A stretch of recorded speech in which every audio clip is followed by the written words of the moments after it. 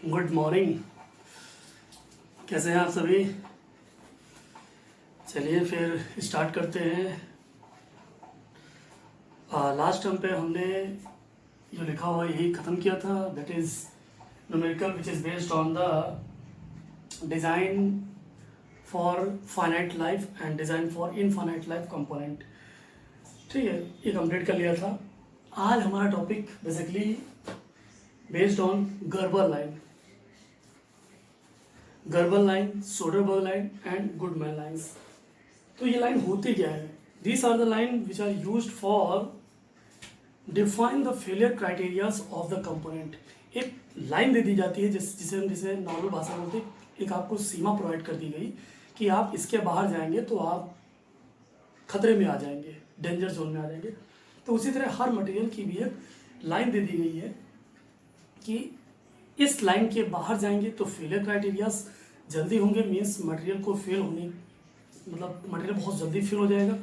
अगर इस लाइन के अंदर रहेंगे तो मटेरियल नॉर्मल कंडीशंस में वर्क करता रहेगा।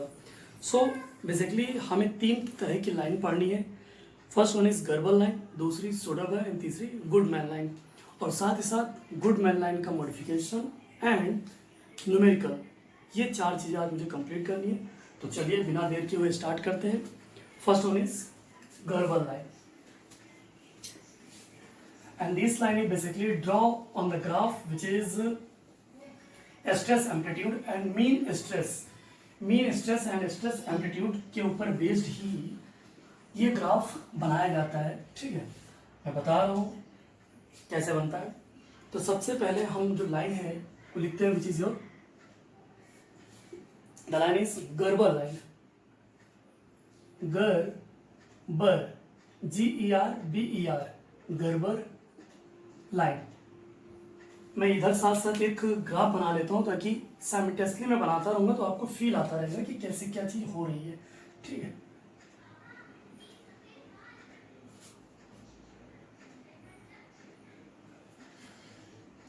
The graph basically stress amplitude and mean stress के बीच बनाया जाता है इनका ग्राफ। ठीक है, तो गर्बर लाइन क्या बोलता है कि a parabolic curve joining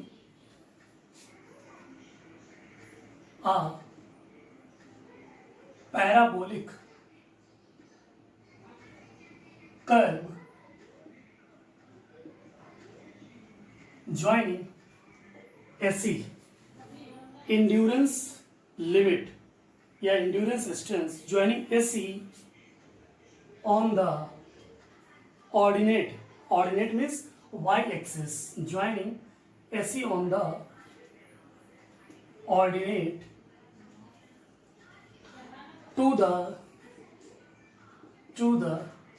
SUT means ultimate tensile strength on the abscissa। क्या है? abscissa means x axis, यही आपको डिफाइन करेगा। abscissa is called Gerber line, Gerber line. चलिए ड्रॉ करते हैं। क्या बोला कि एक लाइन है, पैराबोलिक कर्व है जो ज्वाइन करेगा AC ऑन द ऑर्डिनेट में। मान लेता हूं this is your AC, SE on ordinate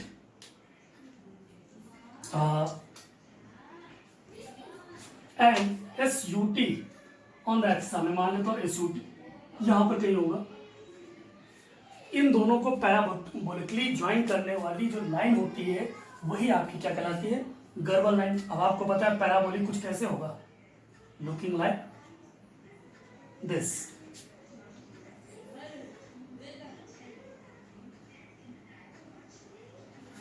this is your Gerber line.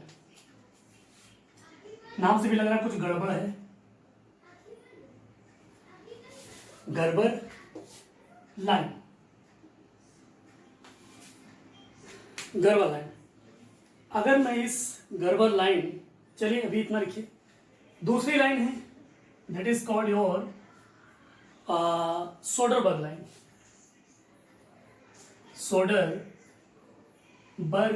Line, in line से क्वेश्चंस पूछे जाते हैं हर एग्जाम में, चाहे वो कॉम्पिटेटिव एग्जाम हो चाहे ही आपका सेमेस्टर एग्जाम हो। तो लाइन क्या कहती है? A straight line joining AC on the ordinate to the SYT on the AC on the ordinate and SYT on the abscissa. ठीक है, द लाइन क्या है, क्या कहती है? अ स्ट्रेट लाइन, उसमें क्या था? कर्व लाइन थी, पैराबोलिक कर्व। यहां पर है a straight line joining AC on the ordinate to the SYT on the abscissa is called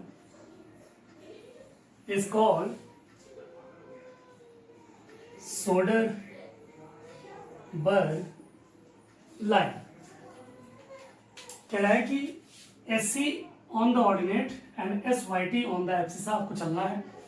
जाहिर सी बात, आपको पता है कि अल्टीमेट टेंसाइल स्ट्रेंथ की वैल्यू अल्टीमेट टेंसाइल स्ट्रेंथ की वैल्यू जो है यील्ड टेंसाइल स्ट्रेंथ से हमेशा ज़्यादा रहती है। तो जाहिर सी बात, जो SYT होगा कुछ यहाँ पर होगा, मीन्स SUT से तो कम ही होगा, कहाँ होगा? उसके अंदर ही होगा। दूसरा क्या है? SC और SYT को स्ट्रेटली ज्वाइन करने वाली लाइन को हम क्या बोलते हैं? किसको ज्वाइन करने वाली लाइन को हम क्या बोलते हैं? And this line is known as your, कुछ गड़बड़ बन गई, this line is known your Soderberg line. This line is known as Soderberg line, Soderberg line. Is it clear? Next आपकी लाइन जो आती है गुडमैन लाइन। नाम से जस्टिफाई हो रहा है कि गुड मैन है, और वो भी क्या है? एक लाइन है। तो जो गड़बड़ हुई उसी को गुड करना है।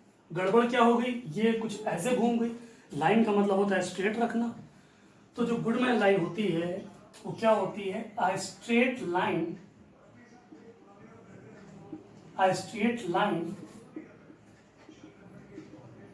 joining SE on the ordinate to the SUT ultimate tensile strength on the abscissa is called Goodman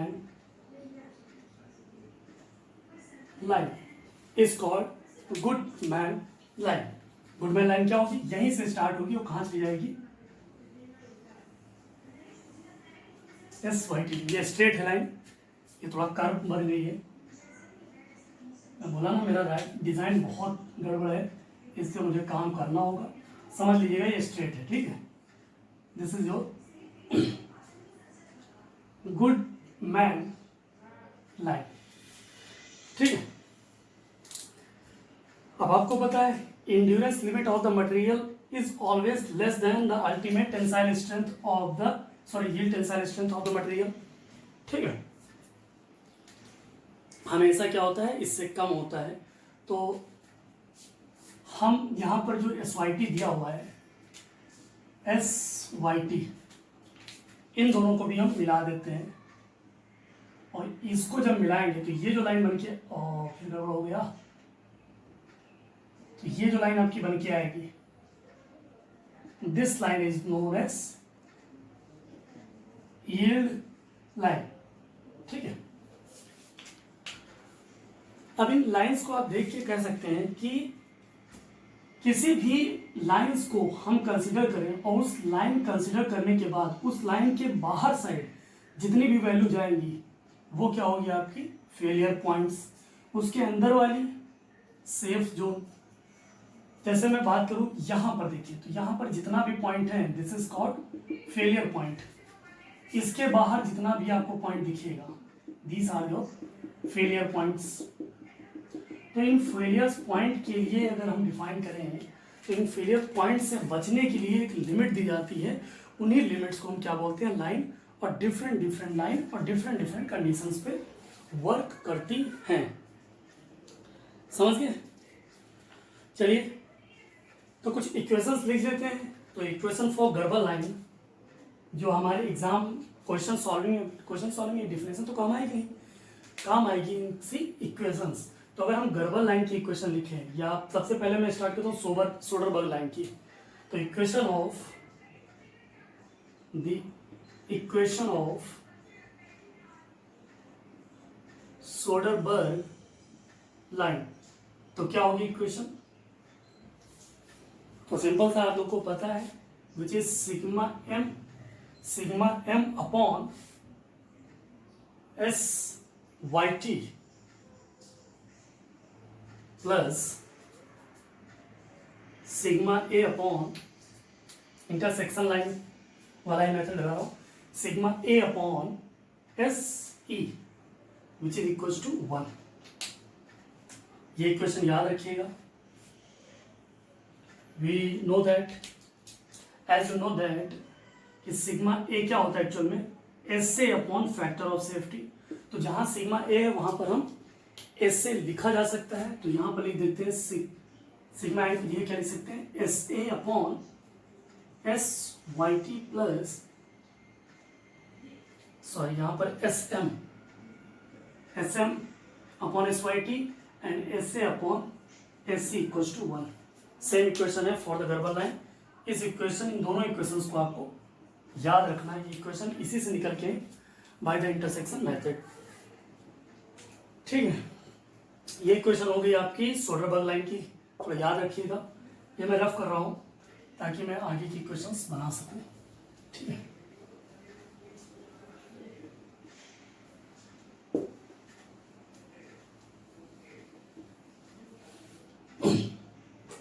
next देखिएगा सोडरबर्ग लाइन की equation. Next one is equation for Goodman line.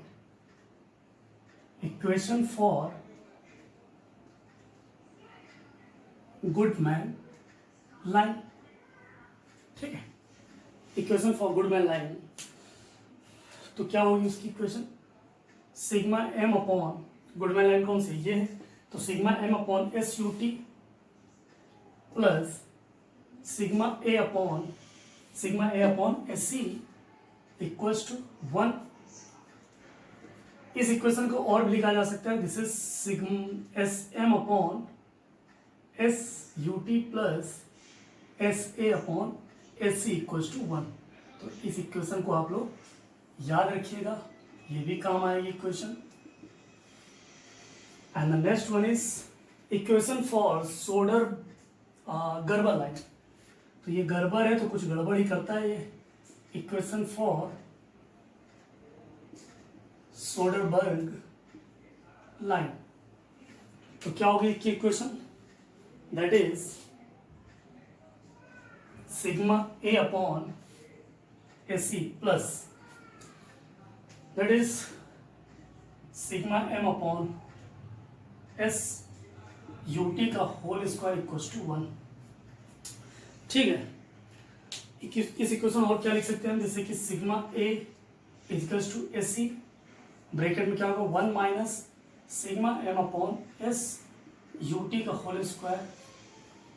ये इक्वेशन आप लोग को याद रखनी है, ठीक है। सिंपल सा अगर उसके टर्म में लिखना चाहें एस के टर्म में, तो इस इक्वेशन को एस के टर्म में भी लिखा जा सकता है। कैसे, देखिए, which is S A upon S C plus this is S M upon S U T, तो whole square upon equals to 1।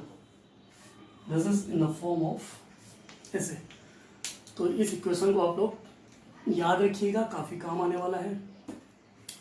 Clear to everyone? चलिए इसको नोट करिए, फिर एक नोट लिखिए। आई होप सो हो गया होगा, तब करें।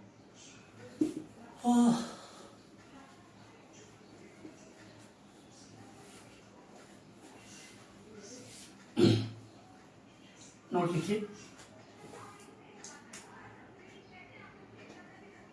एक नोट ये क्या है? The Goodman line is widely used as a criterion of the fatigue failure. The Goodman line is widely used for the criterion of fatigue failure. Criterion for the fatigue failure when the component is subjected to when the component subjected to maximum amplitude stress and mean stress. तो maximum जितने भी component होते हैं उसमें हम अगर failure criteria किसी को लेते हैं, दैट इज गुडमैन लाइन. तो ये एक नोट की तरह लिख लीजिए. तो इसी गुडमैन लाइन को मुझे कुछ मॉडिफिकेशन करना है और उस लाइन को क्या बोलते हैं या उस डायग्राम को क्या बोलते हैं? Modified Goodman diagram. तो एक्चुअल में क्वेश्चन आपके जो बनते हैं यहीं से बनते हैं. कहाँ से? मॉडिफाइड गुडमैन डायग्राम से ही आपके न्यूमेरिकल्स बनना स्टार्ट हो जाते हैं. तो ये लिखिए, फिर मैं मॉडिफाइड गुडमैन डायग्राम बताता हूँ. ठीक है, सीधे डायग्राम बना के समझाते हैं कि मॉडिफाइड गुडमैन डायग्राम एक्चुअल में होता है कैसे. ठीक है, ये मैं रफ कर रहा हूँ.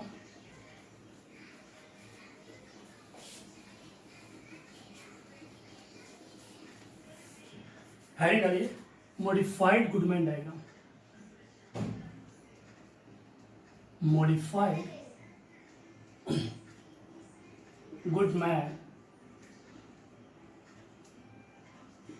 Goodman diagram.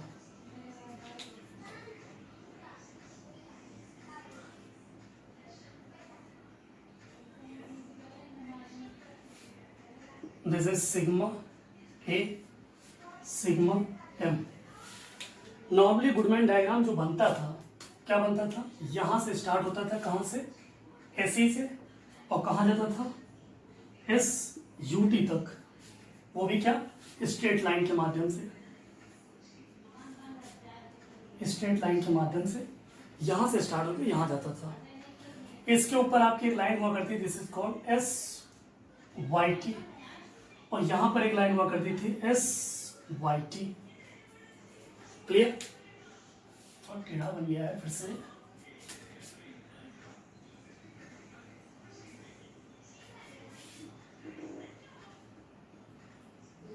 ठीक है, S U T S Y T. अब कहीं कहीं एक्सपेरिमेंटली देखा गया कि मटेरियल को एस वाई टी पे ना फेल होके एस यू टी पे फेल हो जा रहा था, या फिर एस यू टी से थोड़ा सा आगे गया लेकिन एस वाई टी से कम पे ही फेल हो गया.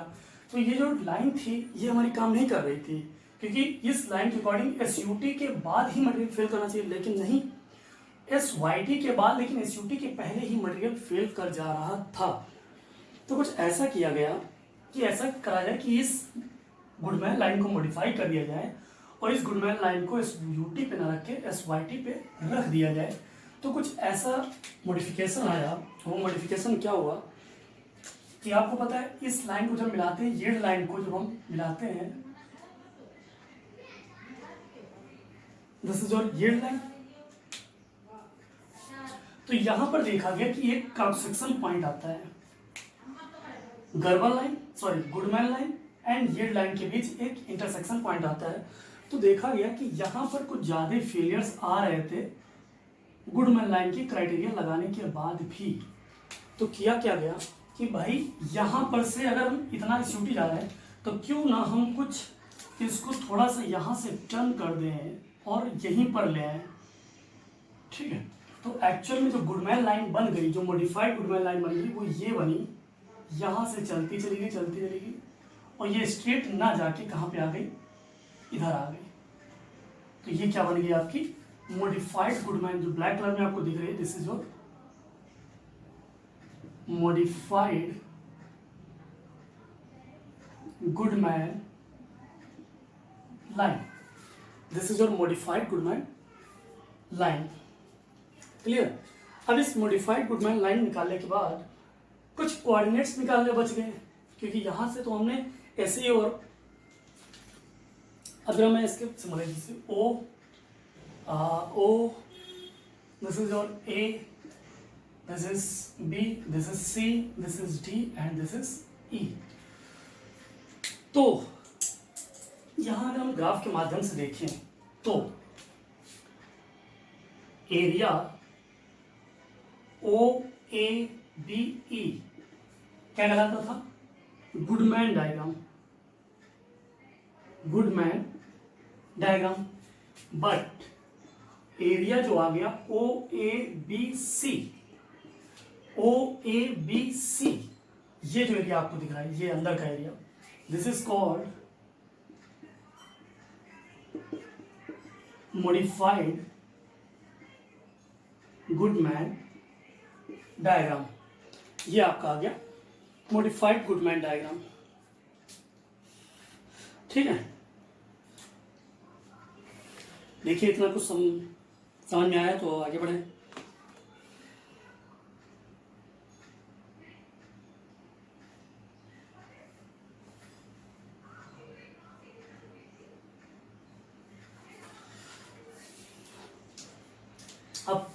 अब इस मॉडिफाइड गुडमैन डायग्राम पे अगर कोई मुझे कोऑर्डिनेट फाइंड आउट करना है, कोऑर्डिनेट कि फॉर एग्जांपल इस पॉइंट पे क्या कोऑर्डिनेट होंगे इसके, इस पॉइंट पे क्या होंगे, तो कैसे निकालेंगे। देखिए जैसे मैं मान लिया this is the straight line,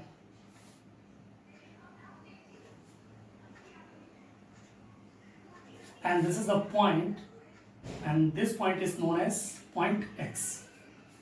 अब इस पॉइंट के जो कोऑर्डिनेट्स होंगे वो क्या होंगे, this is your point S A, और इस पॉइंट के कोऑर्डिनेट क्या होंगे, एस एम। यही तो एक्चुअल कोऑर्डिनेट्स होंगे। अगर मुझे इसका एंगल निकालना है, दिस इज योर थीटा, कैसे निकालेंगे, मैं यहां बना देता हूं, दिस इज योर थीटा। तो this line is known as sigma M and this is sigma A, या इसी को एस एम या फिर एस ए लिखा जा सकता है। ठीक है, अगर इस पॉइंट एक्स के कोऑर्डिनेट निकालने हैं, चलिए निकालना शुरू करते हैं। फिर we know that tan theta is equals to, from the figure,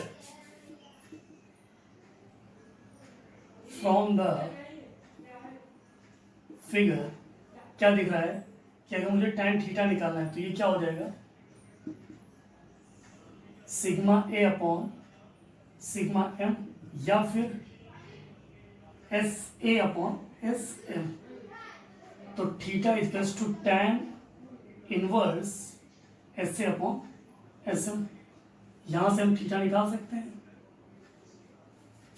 clear.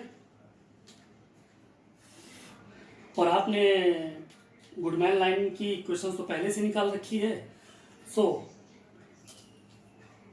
अगर मैं चाहूं इस इक्वेशन की लाइन को और इसको, ये जो स्ट्रेट लाइन की, इसको और इसको अगर हम इंटरसेक्शन पॉइंट पे सॉल्व कर लेते हैं तो जो सॉल्व होके निकलेगा that is the coordinate of point x.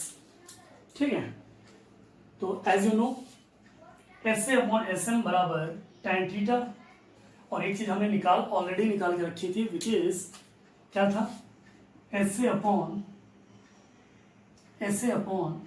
S C plus S M upon S U T. ये आपने ऑलरेडी स्ट्रेट लाइन से निकाल रखा था, दैट इज इक्वल टू 1। तो from equation number 1, from equation number 2, with the help of equation number 1 and equation number 2 you can find out the value of SA and SM। इन दोनों की value आपको निकालनी होंगी। सिमिलरली अगर मैं बात करता हूं इन केस ऑफ मोमेंट, तो जैसे यहां पर फोर्स निकल आया, स्ट्रेस निकाला है, तो वैसे ही टाइन थीटा को हम मोमेंट के फॉर्म में तो लिखा सकते हैं। तो bending moment, amplitude bending moment and mean bending moment, तो इसका भी इस्तेमाल आप आगे करते रहेंगे। ठीक है, तो ये आपके कंटेंट हो गए मॉडिफाइड गुडमैन डायग्राम के, जिसमें आपने देखा कि ये पोर्शन फेलियर में जा रहा था, इसलिए इसको मॉडिफाई करके एसवाईटी तक ही ला दिया गया। अब इस लाइन पे कोई अगर कोऑर्डिनेट निकालने का आपको बोल दे या कोई पर्टिकुलर पॉइंट्स दे दे, वहाँ पर कोऑर्डिनेट निकालें, तो आप इस मेथड से निकाल सकते हैं, क्योंकि S A upon S C, S M upon S U T equals to 1, ये वैल्यू आपको ऑलरेडी पता है, और tan theta equal to S A upon S M, इससे आप निकाल सकते हैं। ठीक है, कुछ ना कुछ इसमें गिवन होगा। एक बार देख लें, फिर सीधा न्यूमेरिकल स्टार्ट करते हैं, और कम से कम एक न्यूमेरिकल करके पहला मॉड्यूल आपका एंड करते हैं, और नेक्स्ट टर्म से आपका स्टार्ट हो जाएगा सेकेंड मॉड्यूल। ठीक है, चलिए इसको नोट करिए जल्दी से भाई, स्टार्ट करते मैं तरह न्यूमेरिकल आप लिए ढूंढूँ एक दो कहीं से। बहुत गर्मी होती है यार, लाइट है नहीं। हाँ, मिल गया क्वेश्चन, काफ़ी अच्छा क्वेश्चन है।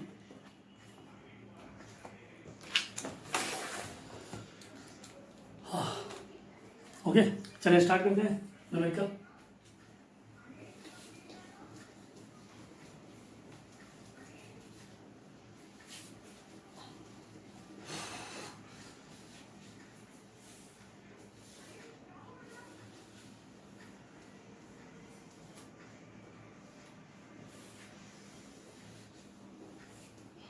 कितना गंदा लगता है ना, इतनी मेहनत से लिखो फिर रफ कर दो। मेहनत वाला काम है, थोड़ा इज्जत दो चलिए, जस्ट जोक्स अपार्ट। चलिए भाई, बहुत गर्मी हो रही है, न्यूमेरिकल करके इसको एंड करते हैं जल्दी से। चलिए भाई, क्वेश्चन लिखिए, a cantilever beam made of cold rolled steel. Question है, a cantilever beam made of cold drawn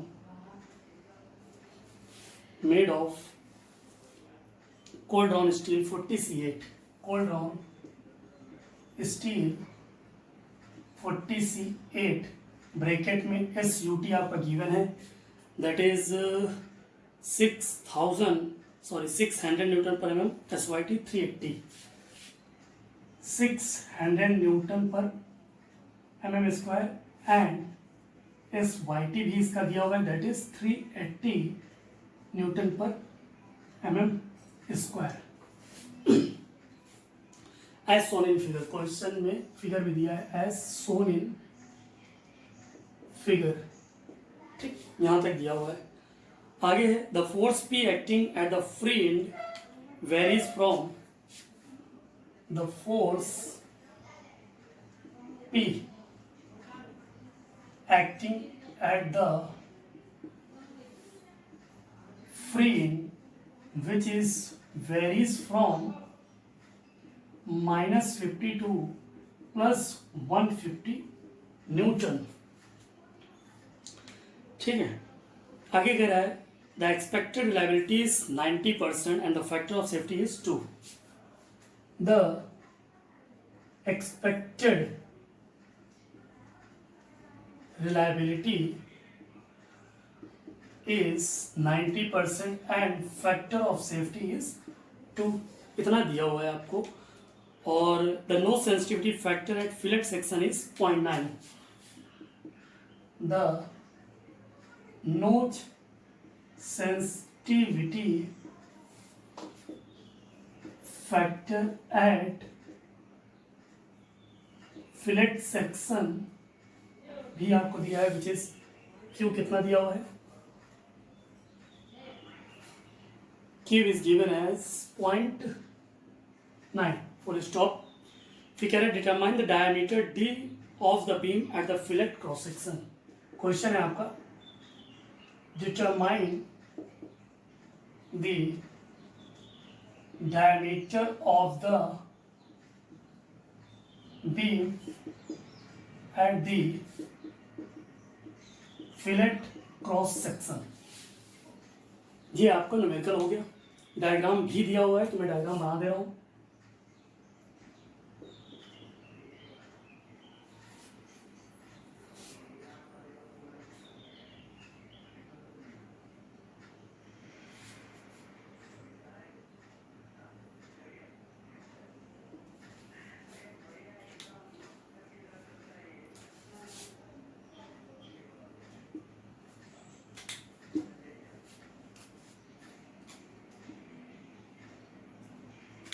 यहां पर at the end of the beam एक फोर्स एक्ट कर रहा है,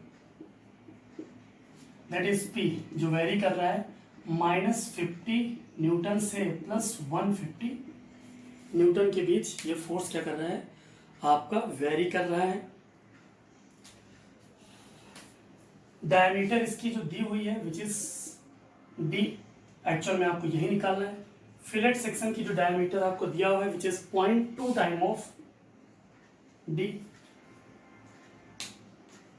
और ये बेस सेक्शन का जो डायमीटर आपका दिया है which is 1.5 time of D दिया हुआ है। इस जगह से इन पॉइंट की जो डिस्टेंस है that is 150 all in mm। और मैं बात करता हूं अगर इस पॉइंट से यहां से इसकी जो डिस्टेंस है विच इज 100 mm। ये आपको न्यूमेरिकल दिया हुआ है, ठीक है। इसको सॉल्व करना है मॉडिफाइड गुडमैन डायग्राम की हेल्प से। चलिए बिना लेट किए हुए इसको सॉल्व करते हैं और फिनिश करते हैं जल्दी से, ठीक है। मैं एक बार सॉल्व कर दे रहा हूं, आगे क्वेश्चन इसी मेथड से आप लोग सॉल्व करते रहिएगा, ठीक है। तो मेरा सबसे पहला काम क्या है, जो गिवन होता है मैं उसको लिख लेता हूँ ताकि बार बार मुझे क्वेश्चंस को पढ़ना ना पड़े। तो जो सबसे पहला गिवन है which is -50 newton to 150 newton तक का फोर्स वेरी कर रहा है। फैक्टर ऑफ सेफ्टी दिया है 2, क्या बोलते हैं इसे, नो सेंसिटिविटी फैक्टर 0.9 दिया है। रिलायबिलिटी 90% दिया हुआ है। बहुत सारी चीजें दी हुई है, ठीक है। SUT आपका दिया है 600 newton per mm² and SYT आपका 380 न्यूटन पर mm² आपको दिया हुआ है। आगे मैं बात करूं तो बस इतना ही चीज दिया, वो तो मुझे दिख नहीं रहा है, ठीक है। बस तो स्टेप नंबर 1, तो सबसे पहला जो करेंगे इंड्योरेंस लिमिट निकालेंगे इसकी, कि जो ये मटेरियल है इस मटेरियल की जो मैक्सिमम लिमिट है वो कितने पे वर्क कर रही है, हमें उसे ही पहले निकाल लेना है। उसके बाद आगे की हम डिसाइडिंग करेंगे और एक ग्राफ ड्रॉ करके हम डी की वैल्यू फाइंड आउट करेंगे, ठीक है। तो सबसे पहले हम क्या निकालते हैं, endurance limit for the cantilever beam. Endurance limit stress for the cantilever beam,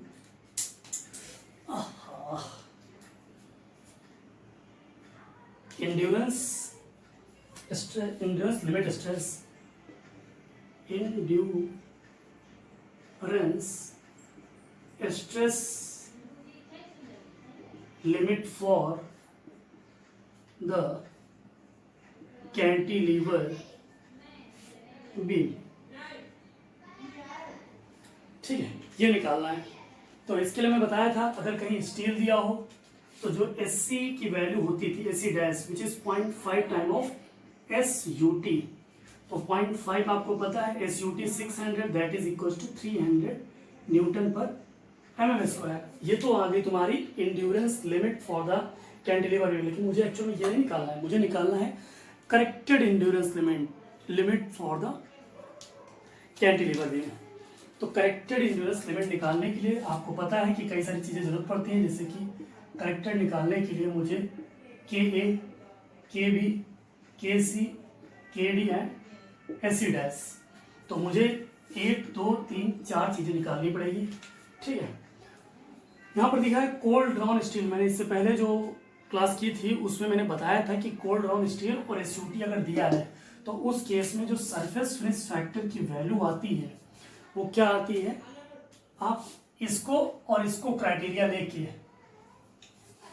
ठीक है, cold drawn steel and 600 newton पर एमएम स्क्वायर की क्राइटेरिया को लेके जब आप डिज़ाइन डेटा बुक में देखेंगे तो उसमें आपको सरफेस फिनिश फैक्टर मीन्स के ए की वैल्यू कुछ मिलेगी, जो इस केस में जो वैल्यू है विच इज़ 0.77। ये मैं याद करके नहीं रखा हूँ, ये डिज़ाइन डेटा बुक में दी हुई है और आपके सेमेस्टर में डिज़ाइन डेटा बुक अलाउ होती है, आपको ले जाना पड़ेगा। नहीं ले जाएंगे तो मशीन डिज़ाइन के न्यूमेरिकल आप नहीं कर सकते ये भी, क्योंकि बिना डिज़ाइन डेटा बुक के आप न्यूमेरिकल सॉल्व नहीं कर सकते मशीन डिज़ाइन डेटा बुक के। ठीक है।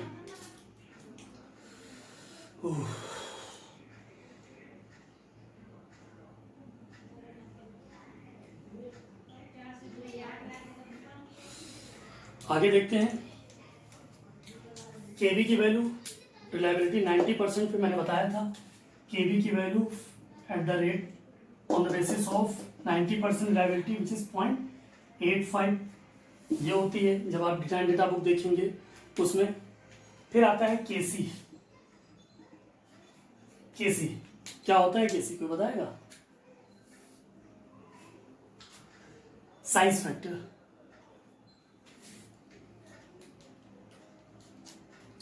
नहीं, KC is the reliability factor, KB is the size factor, और जो केबी की वैल्यू आई है दैट इज 0.85 इस साइज फैक्टर। जो आप देखेंगे उधर तो केबी की वैल्यू आपको दी होगी।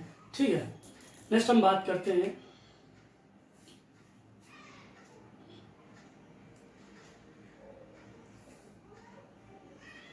केसी। केसी रिलायबिलिटी फैक्टर पे बेस्ड अगर 90% ले चलेंगे तो 0.77 आपकी केसी की वैल्यू आ जाएगी। ठीक है। अब लास्ट बची आपकी के डी, ये 0.87 आएगी, नॉट 0.879 या 0.987, 0.987 मुझे ना तो याद आ रहा है, 0.987 ये आपकी किसकी होगी? केसी की। अब के डी की वैल्यू निकालने के लिए आपको पता है 1/kf, और के एफ निकालने के लिए आपको पता है 1 + Q KT - 1। मैंने बताया था फिलेट सेक्शन के लिए आपको दो चीज़ों की जरूरत पड़ती है, दैट इज R/D क्या होगा, दूसरी D/D तो R/D की वैल्यू कितनी आएगी? R की value 0.2D, this is D which is 0.2, और D की वैल्यू 1.5D/D दैट इज 1.5। तो जब 0.2 एंड 1.5 इन दोनों पे बेस्ड जाएंगे तो KT की वैल्यू आपकी क्या निकलेगी? जब KT की वैल्यू निकल आएगी, और KT की वैल्यू इस केस में क्या निकलेगी?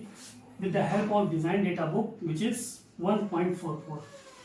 जब आप KT की वैल्यू निकाल लेंगे तब आप यहाँ पर KT की वैल्यू रखेंगे क्योंकि आपकी दी हुई है, तो इसकी वैल्यू आप यहाँ पर यूटिलाइज करें और सॉल्व करें। KF की वैल्यू क्या आएगी? दैट इज 1 + Q की वैल्यू क्या दी हुई है? विच इज 0.9, KT 1.44 - 1, तो KF की वैल्यू आपकी आ जाएगी, KF की value which is equals to 1.396।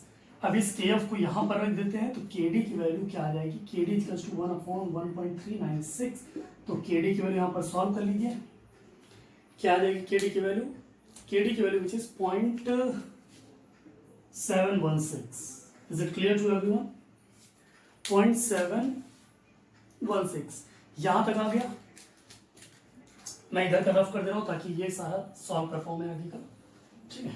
काफी लेंदी क्वेश्चन होते हैं, टफ बिल्कुल नहीं होते हैं, बस आपको स्टेप पता चल जाए, 2-3 बार क्वेश्चंस लगाएंगे डिफरेंट टाइप के तो आपका एकदम स्टेप क्लियर हो जाएगा, कुछ भी रटना नहीं पड़ेगा। तो यहाँ पर SC की वैल्यू हम क्या लिख सकते हैं? 0.77 × 0.85 × 0.897 × KD की वैल्यू 0.716 × SC डैश की वैल्यू मैंने क्या निकाली थी? देखो मैंने डिलीट कर दिया। सो SC डैश की वैल्यू जो निकली थी दैट इज 300। तो यहाँ से करेक्टेड इंड्योरेंस लिमिट की जो वैल्यू आएगी वो वैल्यू हो जाएगी आपकी 126.11 न्यूटन पर m²। तो यहाँ से क्या निकल आई आपकी? SE। यहाँ से आपने SE की वैल्यू निकाल ली। ठीक है। चलिए अब ड्रॉ करते हैं construction of modified Goodman diagram. ये मैं रफ करता हूं। Construction of modified Goodman diagram. Next step होगा आपका क्या, step number 2, construction of modified Goodman diagram. तो मॉडिफाइड गुडमैन डायग्राम को कंस्ट्रक्ट करने के लिए आपको क्या निकालना होगा, सबसे पहले तो tan थीटा, और tan थीटा के लिए आपको एस से अपॉन एस एम पता होना चाहिए, या फिर sigma A upon sigma M पता होना चाहिए, या फिर आपको M B A upon M B M पता होना चाहिए। इन तीनों में से कोई एक चीज पता होना चाहिए। तो ना मुझे ये पता है ना ये पता है, लेकिन ये निकाल सकते हैं हम। कैसे, देखिए एम बी ए कैसे निकाल सकते हैं, एम बी ए और एम बी एम। तो सबसे पहले मैक्सिमम बेंडिंग मोमेंट कैसे निकाला जा सकता है। यहां पर देखिए, यहां फोर्स एक्ट कर रहा है, तो मैक्सिमम कितना हो गया, और fillet section, this is your fillet section. Maximum निकालेंगे तो मैक्सिमम फोर्स को कंसीडर करेंगे, डिस्टेंस आपकी 1000 है, तो दिस इज क्या होगा 150 इंटू 1000, क्या हो जाएगा, यहां पर सॉल्व करिएगा, दैट इज 15,000 न्यूटन mm। और अगर मुझे एम बी मिनिमम निकालना है तो minimum force 50 Newton per mm, यहाँ प्लस है, this is your plus, into 1000, this is 5000 Newton mm square. तो अगर मुझे एम बी ए निकालना है तो क्या हो जाएगा 1/2 M B max minus, A निकालने के लिए माइनस करना होता था, M B minimum, that is 1/2 maximum आपका कितना दिया है 15,000, यहाँ माइनस है यहाँ माइनस, दोनों प्लस हो जाएंगे, दैट इज 5,000, ये हो जाएगा कितना 10,000 न्यूटन mm। ठीक है, मैं इधर रफ कर रहा हूं। और अगर हमको एम बी एम निकालना हो, क्या हो जाएगा 1/2 M B max plus M B minimum, 1/2 M B max की वैल्यू आपको पता है 15,000, यहाँ माइनस है यहाँ प्लस है, सॉरी यहाँ प्लस है यहाँ माइनस है, ओवरऑल माइनस, दैट इज 5,000। फिर इसको सॉल्व करेंगे तो इसकी वैल्यू कितनी आएगी 5,10 मतलब 5,000 न्यूटन mm। तो ये एम बी एम की वैल्यू आपकी आ गई और एम बी ए की वैल्यू आ गई। ठीक है, बस एम बी ए और एम बी एम की वैल्यू रखेंगे तो tan थीटा आपका निकल आएगा। चलिए इसको मैं रफ करता हूँ, इसको रफ कर देता हूँ और एम बी एम की वैल्यू मुझे काम आएगी। ठीक है, तो इधर मैं सॉल्व कर दे रहा हूँ, किसको, डायग्राम बना रहा हूँ, that is sigma A sigma M. ठीक है, क्या होता है, सबसे पहले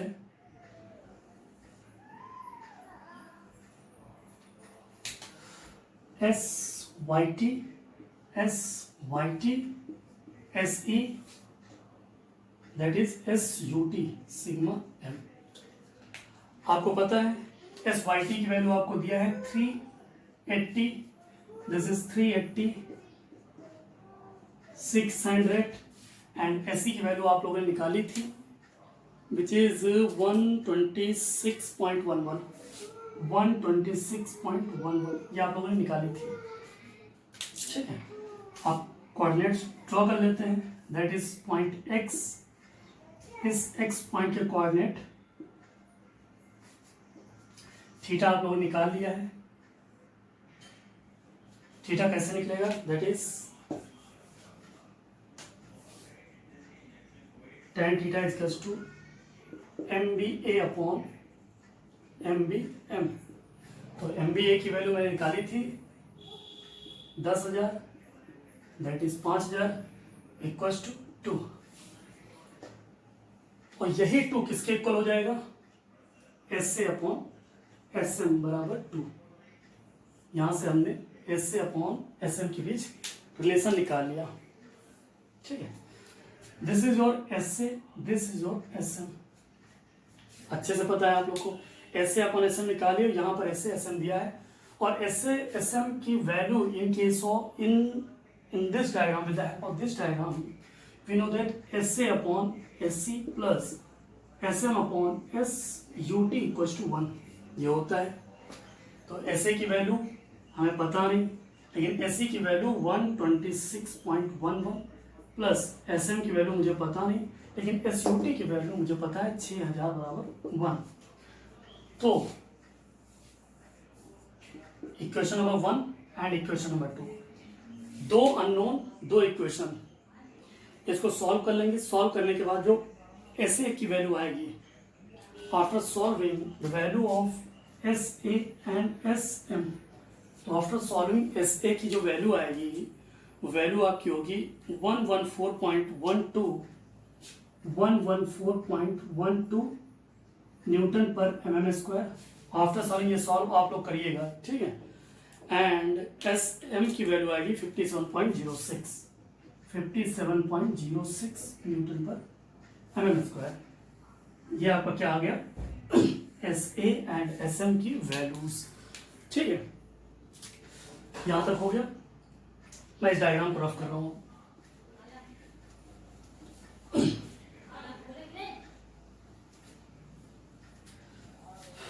अब आपको पता है अच्छे से कि जो सिग्मा ए होता है, मैंने शुरू में बताया था sigma A equal to S A upon factor of safety. S A की वैल्यू हमने निकाल ली 114.12 by factor of safety which is given as 2।